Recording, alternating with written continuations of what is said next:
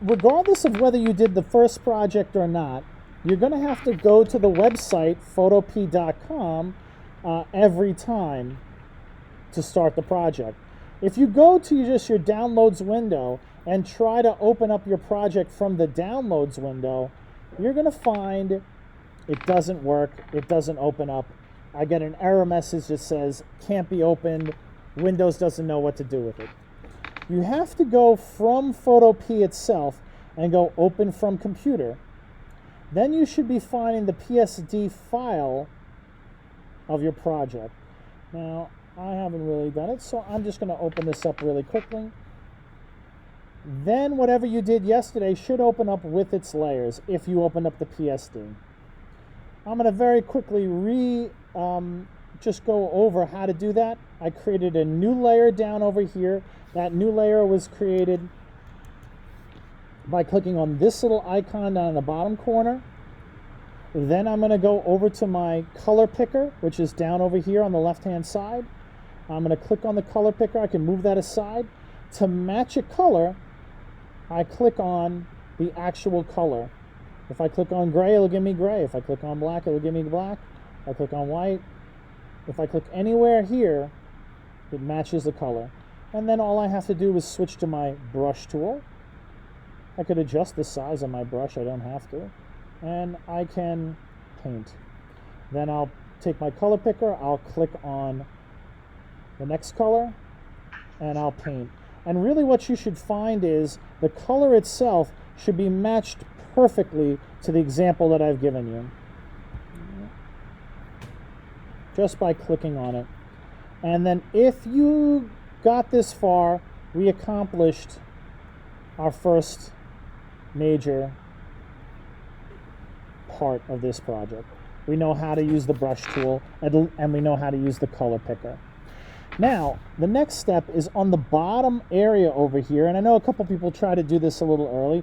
Again, I just want to make sure that you're doing this on the right layer. You should only be on layer 1. Right now, we're going to have the brush strokes in 3 different sizes.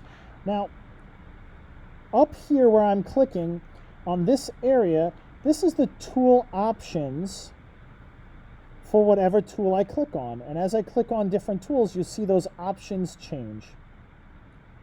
We're only using the brush tool.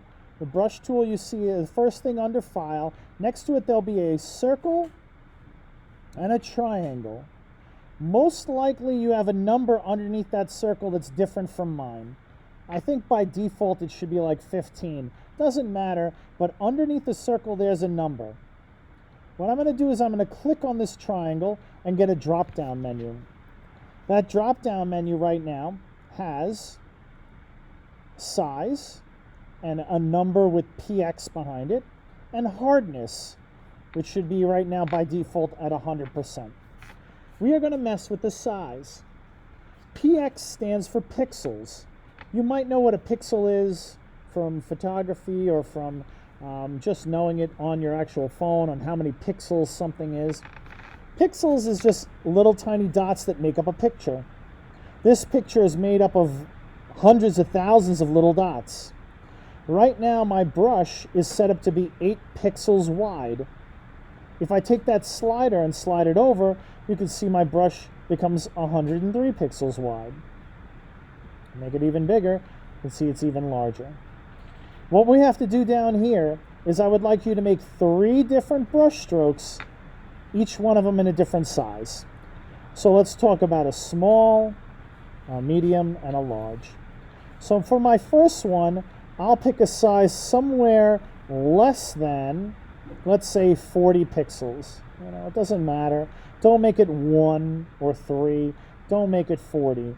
And pick a number somewhere in there, 16, 17, 25, 36, whatever.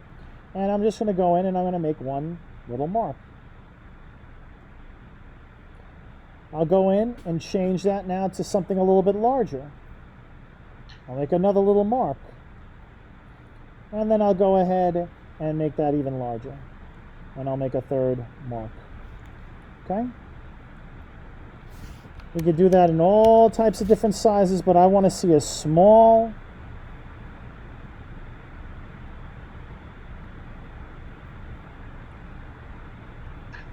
a medium,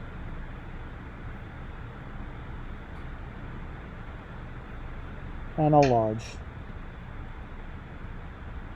Okay? So that is simply just changing the size of the brush. It doesn't make a difference what color you do this in. I had red as my last color. That's fine. But you could do it in any color you want. I don't really care. All I want to see is that there are 3 distinct brush strokes. And again, to undo things, it's Control and the letter Z. I'm going to go ahead, I'm going to do it again. I'm going to change mine to, let's say, 9 pixels, and I'm going to make a little mark. I'll go ahead and make my next one maybe like 30 pixels and make a little mark. And I'll make the last one like 100 pixels and make a big old mark. So I've made 3 different marks there with my brush. The next one is 3 different hardnesses. For this one, we're going to go back to our brush. I'm going to tell you all to make your brush 50 points. Okay? Give or take. If you have to, you can go in and type in what you want. 50 is good. The first one we're going to do is going to be on 0% hardness. So I'm going to take the hardness thing and I'm going to run it all the way back to the beginning. I'm going to go over here and all I'm going to do is tap once. When I tap once, you'll see what 0% hardness looks like. I'm going to go ahead and zoom in. I hold down Control and plus to zoom in. I can hit Control and minus to zoom out. So this is what a mark looks like at 0% hardness. Now I'll go back to my brush. I'm going to change the hardness to 50%. And again, if I can't do it like this, I can always go in and type 50 in. And I'm going to come back right back and I'm just going to click again. Now you can see what the mark looks like at 50% hardness. Now I'm going to make one more mark and that will be at 100. We've already seen what 100 looks like, but I'm going to do it anyway. So now the differences in softness and hardness is, if the hardness is at 0, you're going to get this really soft, like airbrush spray paint can kind of mark. At 50%, it's still much more darker, but the edges are really like soft and faded. And at 100%, it's a hard-edged, hard round picture, and you can actually see the little pixels as we go. So that would be how you use the brush, not only to make different sizes, but to make different hardnesses. For the hardness part of this, I would tell you just to keep your brush at like 50 pixels. That's just easy enough for all of us to see. The last box down in the corner has the word eraser tool in it. And what we're going to do right there is I'm just going to make a little mark. I can do it with my little 100% hard red or green or whatever brush. I've made a little blotch. Now I'm going to switch to the eraser tool. The eraser tool might be on your toolbar, or it might be hiding underneath the actual brush tool. This is what it looks like. If you can't find it, you can also press the letter E. It works just like the regular brush. You can see it has a size adjuster and a hardness adjuster. I'm going to tell you to leave the hardness of the eraser tool at 100%. I will tell you to make the size smaller than 50, but not that much smaller. Say like 25. Now, if you set the eraser tool correctly, now if you just go right through this, you'll be able to erase a line through it. Now, all I want you to do for the eraser tool is make a blob of color and then erase either a line or a little dot inside of it, so that I know that you know how to use the eraser tool. Now, when I use that eraser tool, you see it erased right through my mark. If, when you erase through that mark, you do not see gray, if you see, say, checkerboards, like what I'm doing right now, you're actually erasing on the background. Why is that a checkerboard? because if I make the background disappear, there's nothing.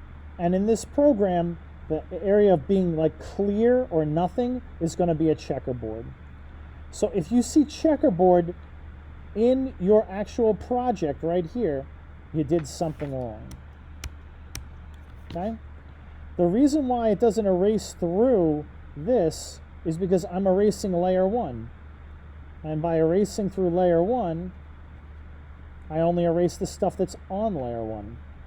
So again, to do the eraser tool, I would take your brush tool, I would make a little mark, and then I would switch from your brush tool to the eraser tool. It may be underneath the brush, or it may be along your toolbar. It matters how big your screen is set up to be. I'll get my eraser tool. I'll keep it at 100% hardness. I'll change the size to maybe like 2025, something like that. And then I'll come through and I'll just erase a little mark through there, so that I can see the blob you made, and I can also see that the eraser works. And ladies and gentlemen, that is part 2, and that's it. So if you finish the original thing, you should be opening up that PSD, using the brush tool to make 3 different sizes, switching the brush tool to about 50 pixels,